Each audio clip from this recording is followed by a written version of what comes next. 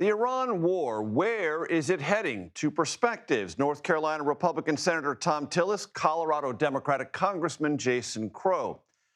Virginia is for, well, the slogan used to be, Virginia is for lovers. Now, Virginia is for redistricting. A special election approves a new map. Democrats could pick up 4 House seats. President Trump not loving it.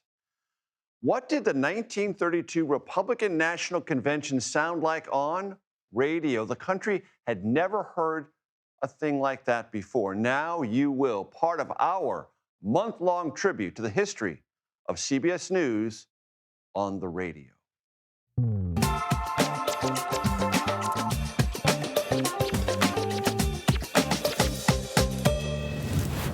Hello, everyone. I'm Major Garrett in Washington. Let me welcome you to the Takeout.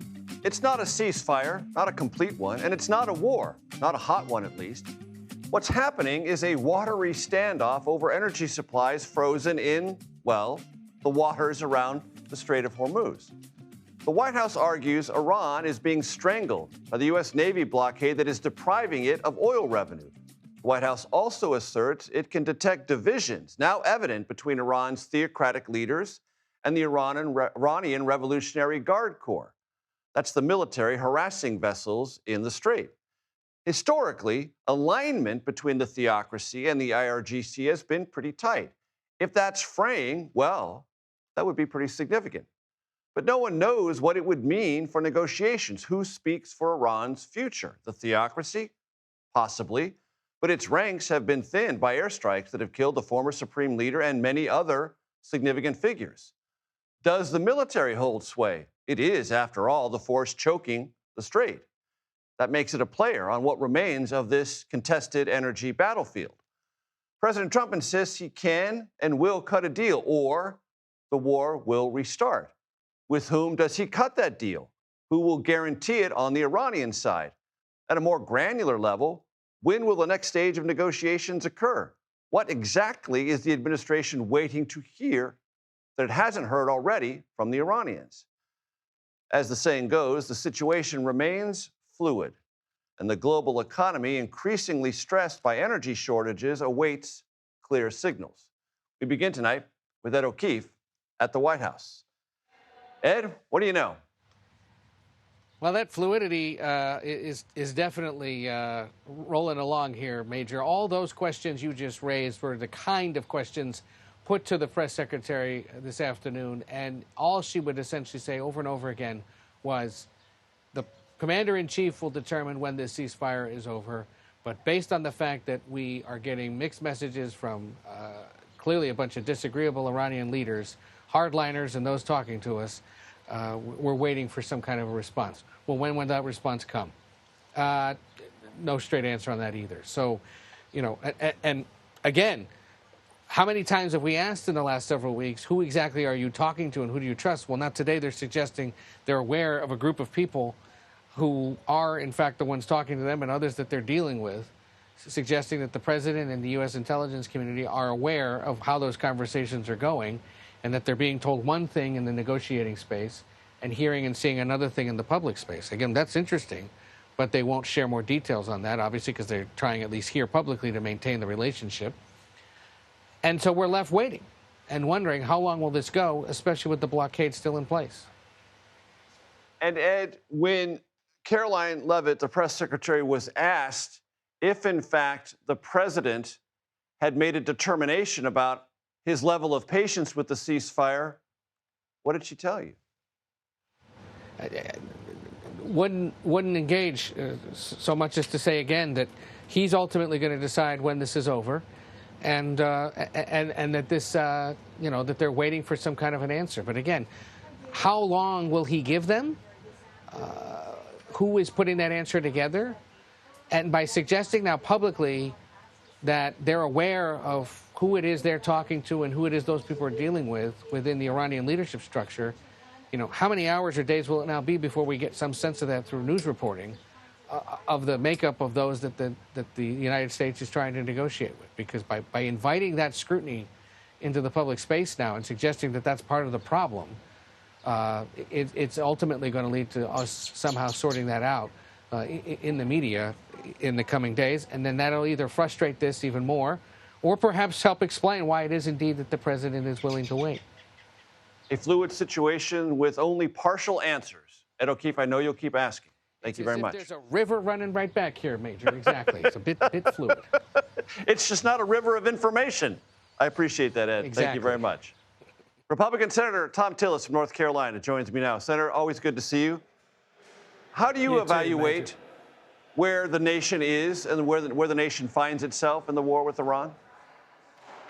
I think it's hard to tell right now. We're coming up next week on the 60-day mark since the hostilities began, and the White House owes that to Congress so that we can have a discussion about continuing the effort under an AUMF or maybe under a 30-day extension if they request that under the War Powers Resolution. But it's reaching a point now where over the early part of the conflict, I said as long as the chairman and the members and the juries of, or the committees of jurisdiction were being briefed, that was good enough for me.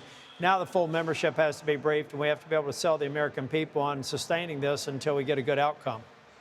Will you vote to invoke war powers at the 60-day if you're not satisfied? Well, what we're looking at right now is discussion around an AUMF that would legitimize this. Authorization for the use of military force. So to legitimize this effort and send the message to Iran that Congress is behind it. But in order for us to gain support for that, we have to have specifics, the specific strategic objectives that they want to achieve and over what time period they think it's going to be required to accomplish it. Senator, I'd like to get your reaction to something the Defense Intelligence Agency has sent to Congress. It assesses that Iran, and I quote here, retains thousands of missiles and one-way attack drones that can threaten U.S. and partner forces throughout the region, despite degradations to its capabilities, both from attrition and expenditure. Does that sound like we've won then? No, I don't think so. I think maybe we used words that we shouldn't have. You know, in the first incursion last year, we talked about obliterating their nuclear capabilities. Clearly not the case, or we wouldn't be there now.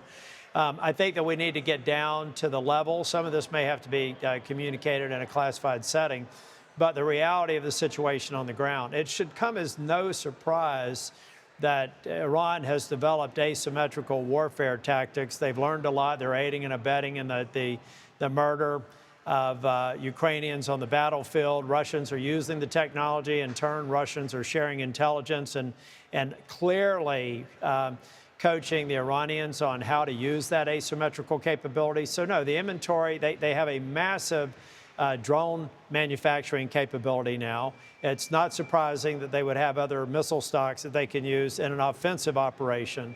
I think many of their defensive platforms have been defeated, so it is challenging to get those missiles in the air, but they can certainly do it. This is a sophisticated, the IRGC is a very sophisticated, I believe, terrorist organization, but they've got tactics and strategies that we need to be prepared for.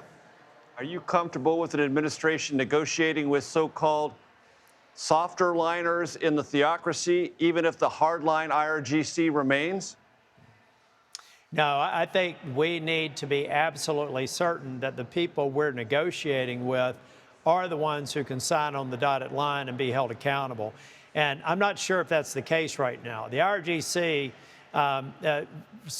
reports to the mullahs, but they also have an independent streak in them that we've seen from time to time.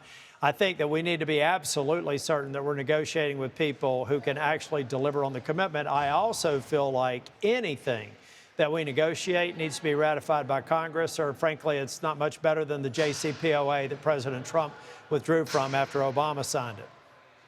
Let me ask you about another topic that's very important to you, Senator Tillis, and the future of the Federal Reserve. Kevin Warsh is the nominee, came before the committee. You have an idea to take the pending Department of Justice investigation into whatever happened at renovations at the Federal Reserve, put it in the hands of Congress. A, is the White House supportive of that idea? B, is that the only way Kevin Warsh gets confirmed? Because you're standing in the way. Well, the only way, I mean, I'm happy to be on a committee and to go through with a fine-tooth comb the building project that somebody in Washington, some assistant U.S. attorney in Washington thought they should bring a criminal investigation forward. They've lost in the courts. The subpoenas were quashed. The motion to reconsider that judgment was also defeated. And now they have an appeal that I think they have in early May that they can actually put forth. But look, this is standing in the way of what the president wants to accomplish. If this investigation, which in my estimation is weak at very best, is standing in the way of a timely, on-time confirmation of Kevin Warsh, who I'm prepared to vote for after this investigation is disposed of. But the independence of the Fed is a red line for me. And I'm standing in the way of having the financial markets, world financial markets, look at the U.S. in a very different way. We have the gold standard for financial systems. We've had that since we established the Fed. I don't want to lose it. And the last thing I want to do, even though I agree with the president and some of his interest in seeing interest rates reduced, I don't agree with the way that he's going about doing it. And even when Kevin gets confirmed, he's going to have to gain consensus among the 12 voting members to get this done anyway. So let's stop an investigation that's going to lead to nowhere. If we need to examine it and find actual criminal activity, I would do a referral if we found that. But just setting expectations, I think that that's virtually impossible based on my examination, thorough examination of the building project. And we have 7 members of the committee, including the chair, who have said nothing criminal occurred. This whole investigation is about 2 minutes of documented testimony that the witnesses at the alleged scene of the crime said no crime occurred. It's almost bordering on absurd. So you're familiar, Senator Tillis, with pressure points and political probabilities. This is a pressure point. You have created the pressure. What is the probability it gets resolved in the way you've just described? Because the president has to agree to this to call off the dogs at the DOJ.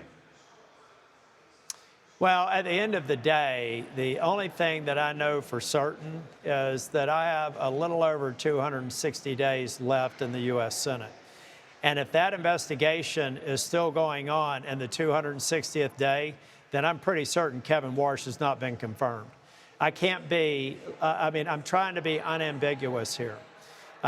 We have an opportunity to appoint a new chair on time, to create an environment where I believe Chair Powell will move off of the board and vacate the remainder of his term that otherwise expires in 2028. Why don't we take the win and tell the prosecutors in D.C. to do their homework before they launch a criminal investigation without a referral from Congress about testimony that came before Congress? Very quickly, I've got 1 minute left. On the longest-running partial government shutdown in our history, how does this get solved with DHS so the good people who work for that agency can get paid and receive back pay on a timely basis? Well, there's a vehicle in the House that if the House would pick it up, we would resolve they don't want it, to, and I though. hope that they do. What Republicans need to understand in the House is we are going to own full responsibility for this shutdown after 100 senators in the Senate voted for this measure. We all have our disagreements. I like those disagreements to be aired in conference meetings, not in public. And the best way to resolve this conflict and no longer have responsibility for the shutdown, since Republicans chose not to vote on the measure, is to get it passed or send us something that we can pass. But this is unacceptable. It is holding up FEMA grants and public assistance, a number of other things that are frozen while we've made other areas of the department work. It's critically important to get it done, and our disaster assistance accounts are also beginning to run low. So let's just get it done. Understand it's not perfect, but don't let it be the enemy of the good. North Carolina Republican Senator Tom Tillis, always a pleasure, sir. Thank you. You too. Thank you. Virginia yesterday voted to approve a new congressional map. On the left of your screen is the old map, and on the right is the new map. We're going to bring those maps up, aren't we? There we go. There they are.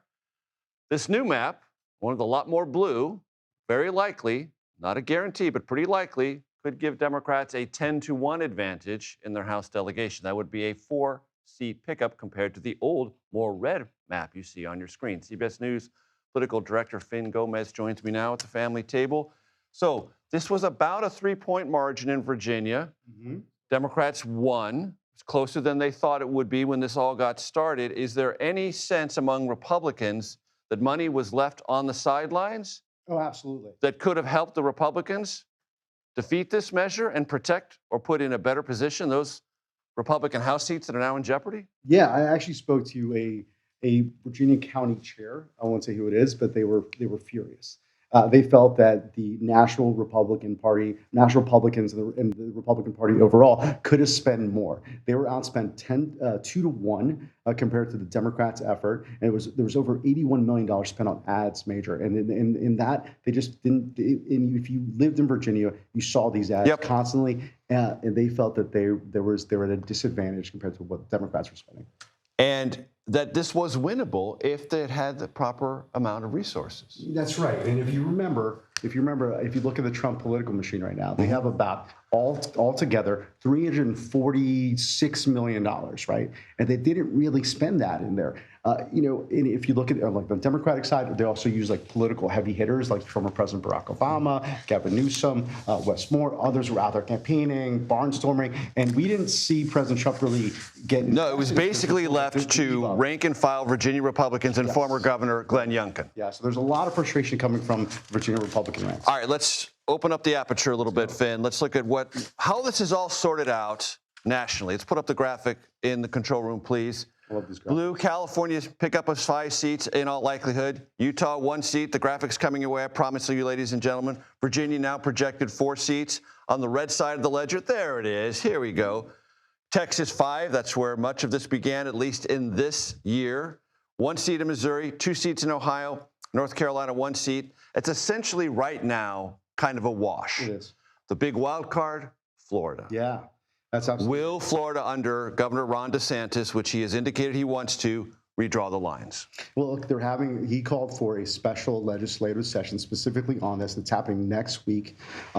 Look, some Republicans that we spoke to say they could draw up a new map that could potentially add as many as 5 new Republican districts in Florida. Florida's a big state. There are a lot of districts. It's got a lot more right in recent cycles.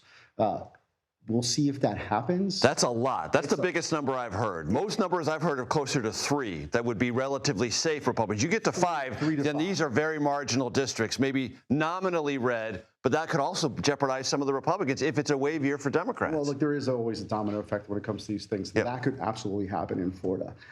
Look, DeSantis is, by all measures, possibly eyeing another presidential run potentially. He wants to. I think this is something that will help boost him again nationally. I do suspect he's got a good track here in gaining some new districts, Republican-friendly districts in the Sunshine State.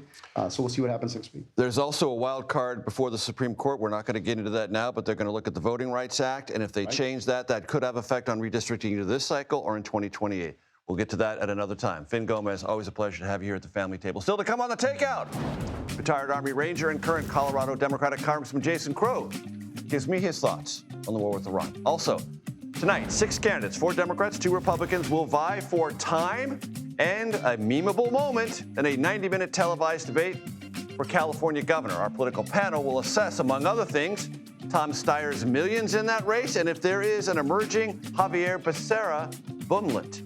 Plus, for young Americans, looking for a job can be discouraging and dehumanizing. Swell. I'm telling you, don't despair. Jody Cantor of the New York Times has a new book about how to look for, land, and importantly, find meaning in that first job. The Takeout returns in 90 seconds.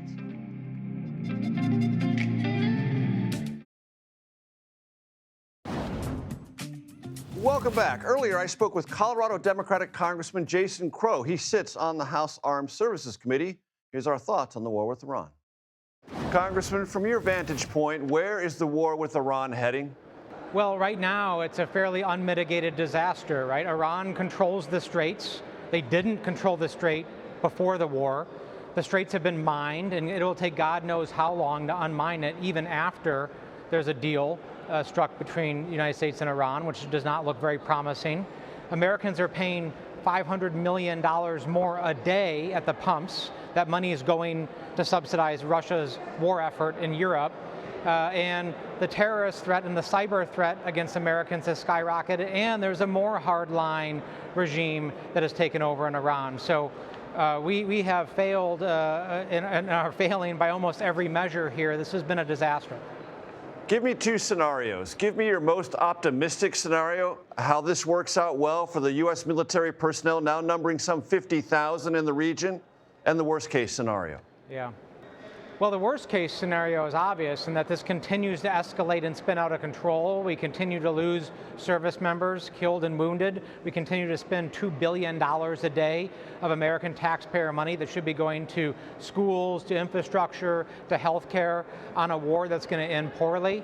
I think the best case scenario at this point is that somehow this administration is able to take an off-ramp and basically reset us to where we were either at the beginning of the war or maybe reset us to where they were in the Obama administration when there actually was a diplomatic deal to conduct inspections and prevent nuclear weapons in Iran, which, by the way, under the first administration, the first Trump administration, they tore up.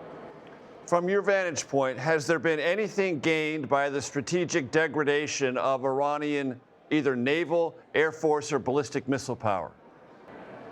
Certainly no long-term gain, right? If Iraq and Afghanistan taught us anything after $5 to $8 trillion, 20 years of fighting, and we spent 20 years to replace in Afghanistan the Taliban with the Taliban, and about 15 years to replace Saddam Hussein with ISIS, and now a faltering government. This does not turn out well for us, right? So all the time we talk about the number of enemy KIA, the number of tanks destroyed, the number of ballistic missiles destroyed. These counts, these metrics remind me of what we did in Afghanistan.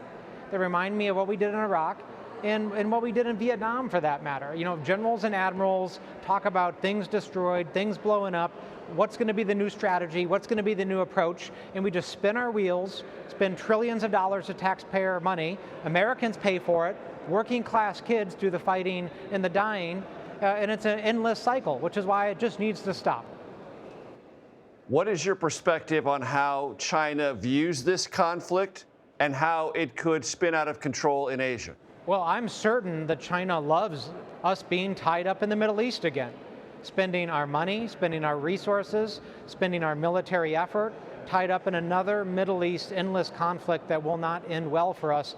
They would love that, right? I mean, they're building out their military, they're building military bases throughout the Pacific, they're investing in diplomacy, which, oh, by the way, the other great opportunity that the Trump administration gave China is we have pulled back on our diplomacy and our foreign aid programs, and they have actually moved into those programs, and they have invested in that because they actually know that buys goodwill, that buys access, that buys relationships. You are an interested party, as is every House Democrat, in what happened yesterday in the Commonwealth of Virginia.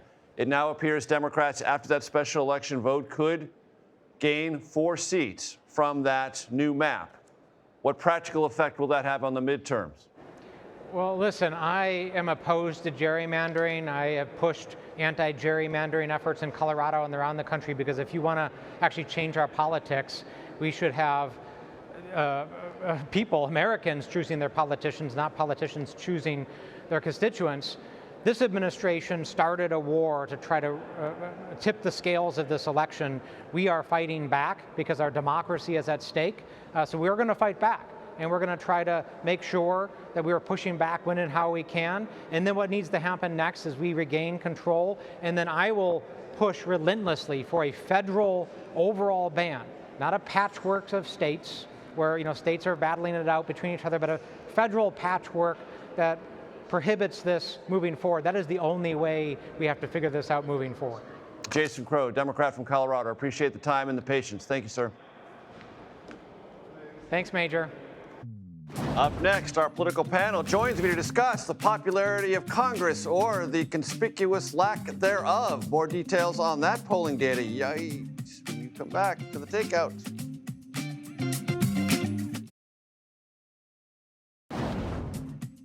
Welcome back to the Takeout. Here is a look at what else we and now you are watching this evening. Georgia Democratic Congressman David Scott died today. He was 80. Born on his grandparents' farm in rural South Carolina during Jim Crow segregation, Scott was first elected to the House in 2002. He rose in seniority to become the first African-American chairman of the House Agriculture Committee. Declining health and absences from the House drew criticism at home and Scott drew several Democratic primary challengers for re-election this year. The cause of the congressman's death has not been released. Health and Human Services Secretary Robert F. Kennedy Jr. was back on Capitol Hill today testifying in front of the Senate Finance Committee and the Senate HELP Committee. That's Health, Education, Labor, and Pensions. Kennedy faced bipartisan criticism over various Trump administration policies, including deals with drug companies, cuts to health programs, and potential political influence over Trump's nominee for the CDC, Erica Schwartz. Kennedy has now testified 7 times over the past week to defend his agency's nearly $12 billion budget proposal for 2027. Congress is historically unpopular. Now, Congress always has sort of a popularity problem, but new polling from Gallup shows 10% of adults in America surveyed approve of Congress. 86% disapprove, tied for the highest mark in the poll's 50-year history. Ouch. Political panel time. Democratic strategist and Executive Vice President for Public Affairs at Third Way, Matt Bennett, Republican strategist and former National Press Secretary for Republican National Senatorial Committee, T.W. Arrighi. It's good to have you both here. Good to be here. Okay, we all know Congress is unpopular. Do these numbers suggest anything for the midterms that is relevant to you, Matt? Yes, it's never good for the party in power to have incumbents be super duper unpopular. And as the late, great John McCain used to say, this is basically just staff and immediate family Right. group. That's in the approval category. Exactly. I'd like to meet the people in the 10%. Like, who are you? So, yeah, it's good for Democrats. I mean, it's bad for the country, but politically, it probably helps party out of power that Congress is so hated. Yeah, I would agree with all of that. One of the problems that we're facing that's feeding this unpopularity is dysfunction at large. A lot of that has to do with the thin margins that we have in the House and the fact that the Senate has its own challenges with the filibuster. It's part of the reason why the redistricting debate is so hot right now. None of this is leading us, especially since we're even Steven, it looks like, leading us to a brighter future. Talking about redistricting, how do you evaluate what happened in Virginia yesterday in the Commonwealth? Well, I think the map that was drawn is an abomination and an insult to the American voter. Just by the numbers, it runs laps around any perceived unfairness of the Texas map. But this is an OG American problem. We have been dealing with this since 1812 and Eldridge Gary in Massachusetts. This has plagued us for a long time. Obviously, this is unique in that it's in the middle of a decade. But look, I think the margins that the Republicans had were good. The no vote, overperformance from 2024. There's some signs there that the American people aren't too happy with the left's response to President Trump either. Special elections are always squirrely, Matt, and we are often cautioned, wisely so, to not overread any particular outcome. And the advertising did seem to cut against Democrats. There is a history in Virginia of approving a bipartisan commission, going through the legislative and constitutional amendment process. This was upsetting all of that. It was. I voted for it. I live in Virginia, and I really wish I didn't have to. I mean, my view is Trump started this with a mid-decade redistricting in Texas. Say what you will about the margins. No one was asking for this, and Trump made the people of the legislature in Texas do this, and that drew the response in California and Virginia, and now we're seeing it elsewhere. Florida, maybe. This is terrible. This is not how the system should work. Redistricting should happen once every decade after the census and no more, and it should be done by commission the way it's supposed to be done. Democrats would be happy to sign on to a bill saying that's how it has to happen nationally. There's a debate tonight, televised, 90 minutes, for 6 candidates running for governor in California. Interestingly, 2 Republicans will be on stage and 4 Democrats will be on stage. Usually you see one party scrap at a debate and another party scrap at a debate. Because California has the top 2 get to the general, they're both there. It's a bipartisan debate. How do you assess where the governor's race in California is? My first knee-jerk reaction looking at the Democratic side of the ledger is it's an incredibly weak bunch. I thought Eric Swalwell was a very weak front runner. I didn't find him remarkably impressive. I don't think his legislative career is impressive. I think he fell butt backwards into that. And then you have what? We're talking about Tom Steyer, a perennial also-ran who just happens to be rich and sort of getting these anti-billionaire groups endorsement. You have Katie Porter herself, who has a number of her Oppo files about this big and is on the far left of the party. I just wonder where that next person is. Maybe it's Javier Becerra. Maybe it's the mayor of San Jose, Matt Mahan, who seems to be getting no traction because the base of the party and the will of the party is very far to the left. Matt, how do you evaluate this? It's not great. Our field is not great. Define for my audience, good sir, what not great means. Would be better if we had a real dominant front. Let me put it to you this way. Should Kamala have run? Yes. And when she didn't, she sort of created this soupy broth of not very exciting Democrats. 100%. I don't know who I'd vote for if I lived there. Maybe Matt Mahan. He's my kind of guy, but you're right. He's not getting much traction. No one's ever heard of him. He's the mayor of a smaller city. I don't know what's going to happen. A Democrat will make it into the final two. A Republican might also, and that is a race we could lose, which is a stunning situation. Talk to me, TW, about Steve Hilton and the Riverside County Sheriff, Chad Bianco, both of whom have been on this program. Yeah. Look, Trump's endorsed Hilton. Right. And I think Trump partially endorsed Hilton in an effort to make sure that one of the two got on, not knowing Swalwell was going to implode like that. And I think he was trying to get out in front of it. Now, obviously, we have the back and forth of whether or not he should have accepted it. Steve Hilton's a savvy guy. Say what you want about his policy. He's a savvy guy. Spent a lot of time in media. Very TV friendly. Very TV friendly. Knows British and American politics. And British English. No, a lot of Britishisms. Yes, exactly. Well, hopefully there's a lot of Anglophiles in California. A lot of them are Rehoboth Beach. Chad Bianco is not as well known.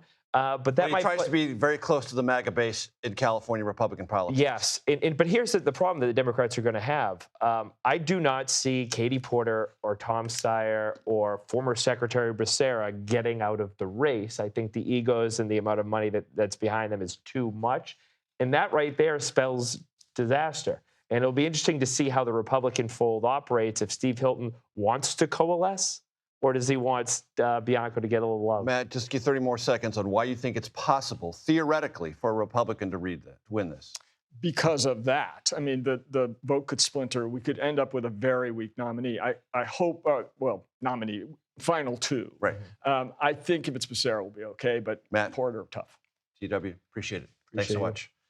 Entering the workforce can be daunting, and it can create a lot of anxiety, especially for young people. Jodi Kantor has a new book out with some advice and some wisdom.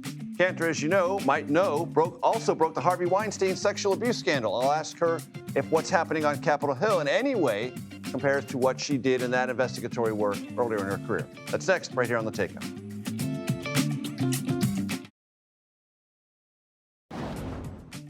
Welcome back to The Takeout. Many young Americans feel kind of overwhelmed about their future, especially when it comes to finding that first job. New book, How to Start, from New York Times reporter Jodi Kantor offers tips for people entering the job market. Here is some of my conversation with Jodi. I promise we're going to get to the craft, the need, the money part of your book, but I want a 30,000-foot evaluation from you about what it's like if you're in college now trying to navigate that first job and that launch of a career. I'll give you one word: lonely. For anybody who hasn't looked for a job lately, I have an update for you. The process has turned digital. And so the students I'm talking to, they're dealing with gigantic job portals. They are dealing with listings that may or may not be ghost listings, meaning they're applying for stuff without knowing the actual job exists. They're dealing with AI interviews. A lot of them are being interviewed by machines, not by people. And then on top of that, as you know, they're surrounded by grim news. It's a weak hiring picture for entry-level jobs. There is the threat of AI. Their relatives are concerned. Their friends are doom scrolling. I've heard of campuses where there's like an inside joke that you don't even write the word job, J-O-B. You have to write it in your text chains as J-A-B. asterisk B because the word is so anxiety inducing. So it is digital and it is lonely and it is hard. And I wrote this book because last year, students asked me, how do we find and start our life's work in this crazy environment? And so we know what the negative news is. We know what the obstacles are. The interesting question is, what does a productive and positive response look like to this? Because we can't give up on work. We can't give up on it individually, and we cannot give up on it collectively, because work is still our engine of progress. Nothing good in society is going to happen without the workplace. You write on page 13, resist the urge to arm yourself with uninformed cynicism. And the page before that, you write that the culture is swinging too far toward cynicism and fear. That's a big part of this conversation. Yeah, I don't think we can underestimate how much fear students and people in their 20s are feeling for a rational reason. I don't think this is about trying to put any kind of positive spin on what's happening. But I think that what the book says is you can still fight for your ambitions and your dreams. You're not a statistic. The question in this environment is, how do you accumulate some agency? How do you become the author of your own life? And even with this bad news, can we still make a plan for you to come up with some life's work that is going to have vitality and meaning? And a big part of that is the word craft. Define for my audience what it means to have a craft. Let's say when you're 23 years old and you're saying, Jody, I want a job. Right. What are you talking about craft? Help me understand what craft means.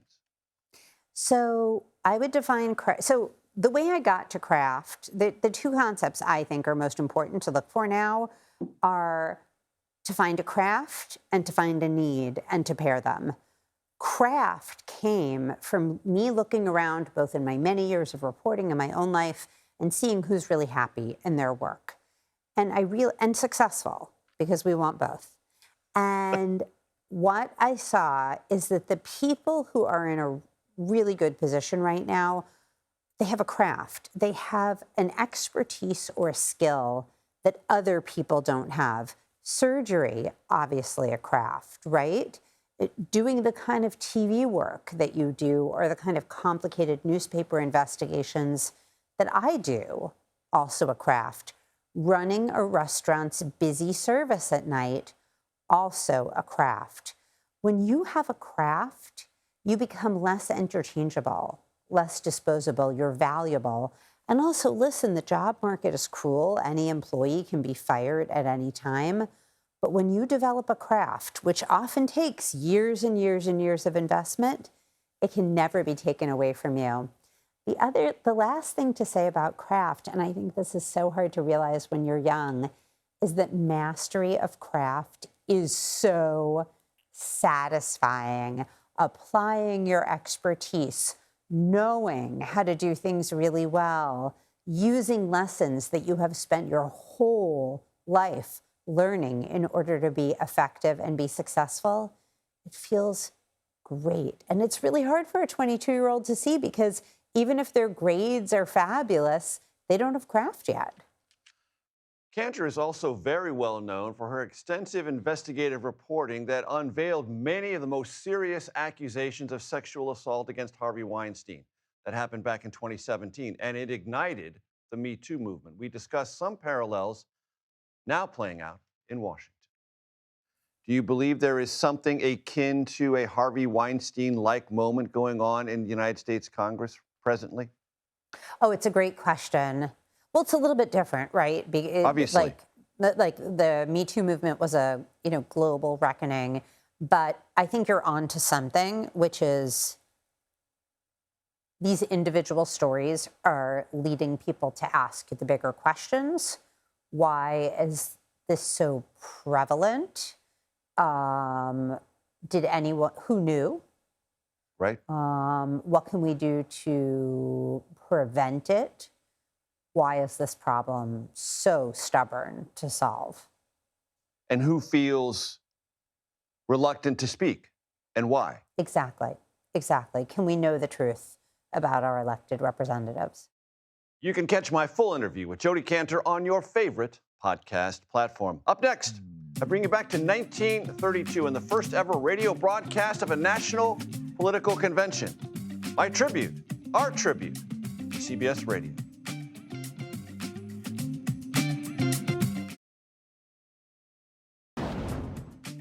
Welcome back. This show lives two very happy lives. One here on streaming television, the other as a podcast. I meet fans of this show regularly who tell me they never watch The Takeout. They just listen. I love that. From now until May 22nd, we are all going to end this show, all of us, just listening. Listening to what, you might ask? CBS Radio clips. CBS Radio started roughly 1929. It featured entertainment, did not have a news division until the mid-1930s. That news division was created by William S. Paley, president of CBS, to, quote, enhance the prestige of CBS to make it seem in the public mind the more advanced, dignified, and socially aware network, unquote. And so it did. We want to celebrate what listening to CBS News over the radio meant to journalism by bringing to you memorable moments in its long, distinguished history. We start tonight with radio coverage of the 1932 Republican National Convention. This was something completely new. Americans huddled around a radio at home or in their apartment, listening to the raucous events at a national political convention. The date, June 14th, 1932. There is no greater patriotism than the employment of every effort towards the restoration of normal conditions. And there can be no more dependable means to this end than the re-election of Herbert Hoover as president.